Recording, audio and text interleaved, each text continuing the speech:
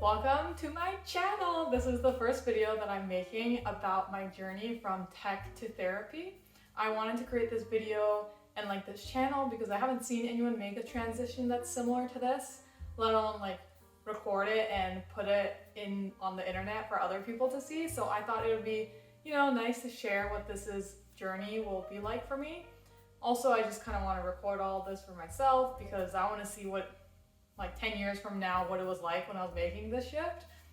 So here we go. Okay, so where I am right now, obviously I'm in tech. I'm actually at a startup right now. It's around 25 people, and that's my full-time job. And then on the weekends, I also go to grad school. In grad school, I just finished my first semester, and I'm about to go into spring semester. I have around a year until I start practicum, or basically training with actual clients on having sessions and things like that. And then I'll have that for about a little more than a year, and then I'll graduate if everything goes to plan in 2024.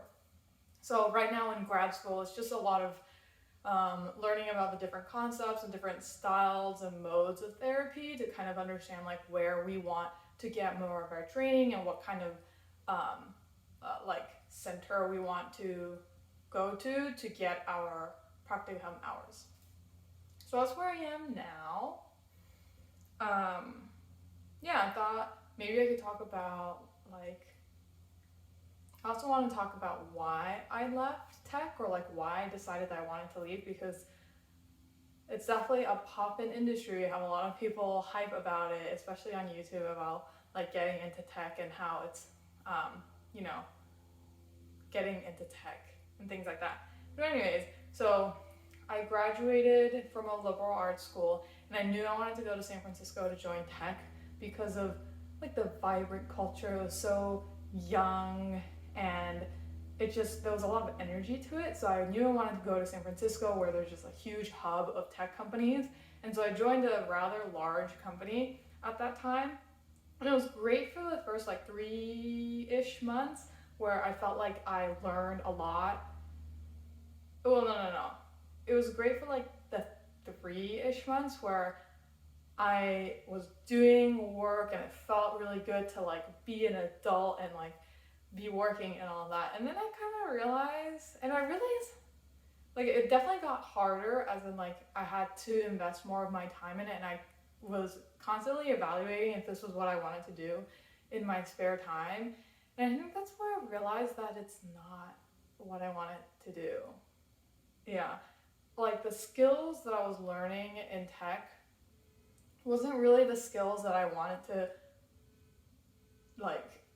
get better at. So right now, some skills that really can advance you in tech, and just any company in general, is good people management skills, good leadership skills, good team organization, execution, good technical skills, depending on what you're doing, all these things. And I realized I don't really care if I'm good at those things, or I don't really care to really be a master of one of them. And I don't want to spend all of my time trying to hone in on these things.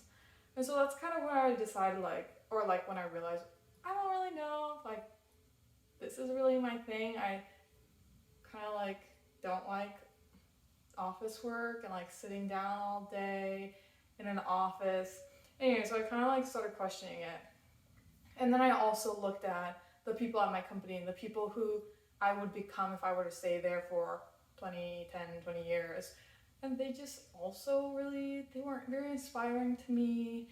There were a lot of things I didn't like about them and the values that they had. So that really also made me question things. And then, yeah, so I was just really questioning if this was really the right place for me to work. And it wasn't just this company. I had talked to my friends in other companies and just read up on just tech in general, and that was kind of similar vibes. So okay, maybe I should really think about what else I want to do. So I started volunteering at as a peer counselor, which is basically kind of a therapist, but you don't have any other licensure, so you can't really diagnose people, and you kind of just like help them however much you can in a one-on-one setting. And so I had a really great opportunity. It was basically like,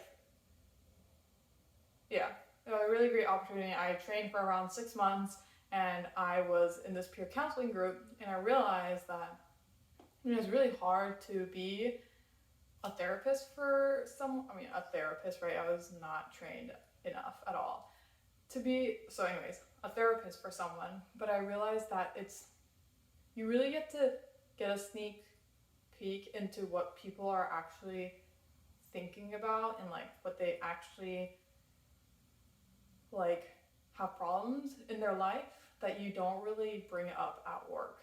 And so I thought that, it was really hard to still like sit with people and to feel like I was helping them in some way. But it was something that I thought was valuable. Valuable enough that I would want to get really good at it. And so I started really getting interested in that.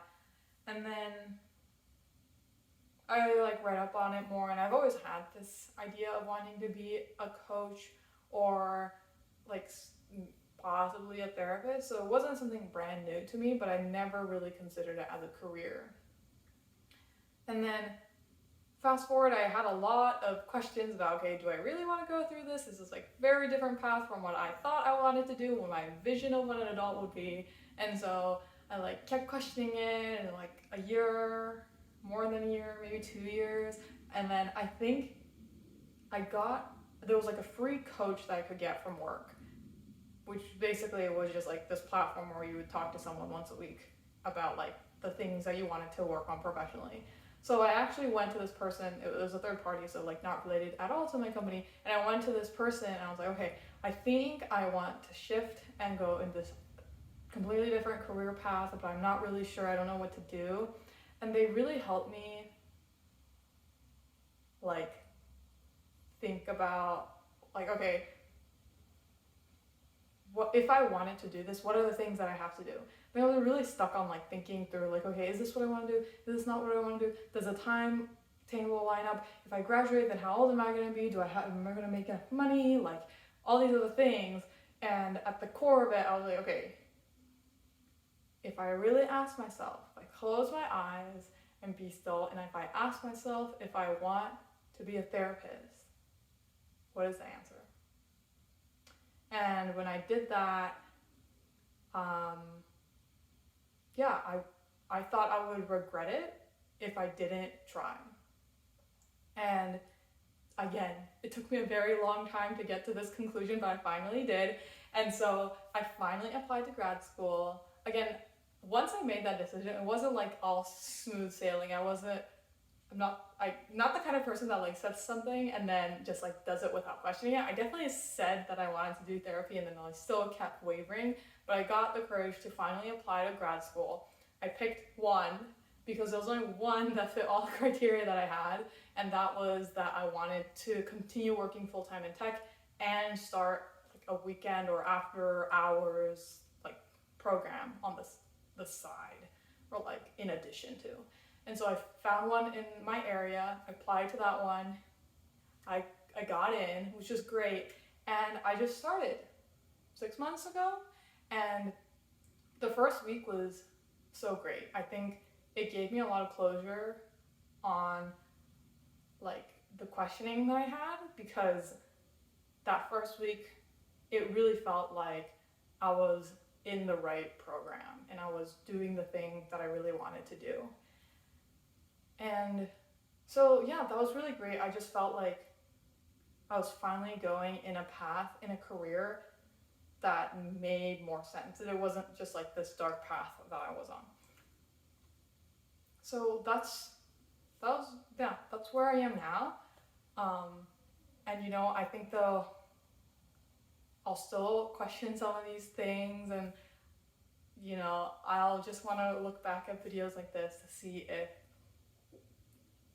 just remind myself that it's really tempting to stay in tech and to follow the path of many of my friends, but I know that in my core, it's really unsatisfying for me, and I want to go into a different path.